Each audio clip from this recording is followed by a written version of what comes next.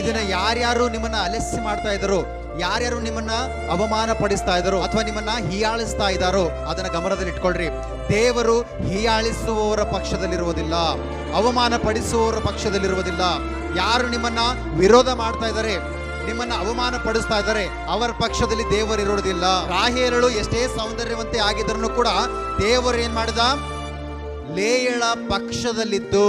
ಕೆಲವೊಂದು ಸಾರಿ ನಾನು ಹೇಳ್ತೀನಿ ನೋಡ್ರಿ, ನಮಗೆ ವಿರೋಧಗಳು ಬರೋದು ಒಳ್ಳೇದಕ್ಕೆ, ನಮಗೆ ಕಷ್ಟಗಳು ಬರೋದು ಒಳ್ಳೇದಕ್ಕೆ, ನಮಗೆ ಅವಮಾನಗಳು ಬರೋದು ಒಳ್ಳೇದಕ್ಕೆ. ಯಾಕೆಂದ್ರೆ ನಾವು ಯಾವಾಗ ಅವಮಾನವನ್ನು ಹೊಂದಿಕೊಂಡು ಕೂಡ ನಾವೇನಾಗ್ತದೆ, ತಾಳ್ಮೆಯಿಂದ ಇರ್ತೀವೋ. ಲೇಯಳು ಕೂಡ ಯಾವ ರೀತಿ ಆಗಿದ್ಳು, ಅವಳು ತಾಳ್ಮೆಯಿಂದನೇ ಇದ್ಳು. ಯಾಕಂದ್ರೆ ನಮ್ಮ ದೇವರು ಏನಾಗಿದೆ ನೋಡ್ರಿ, ನಮ್ಮ ಪರಿಸ್ಥಿತಿಗಳನ್ನು, ನಮ್ಮ ಸ್ಥಿತಿಗತಿಗಳನ್ನು ಬದಲಾಯಿಸಲು ಆತನ ಶಕ್ತನಾಗಿದ್ದಾನೆ.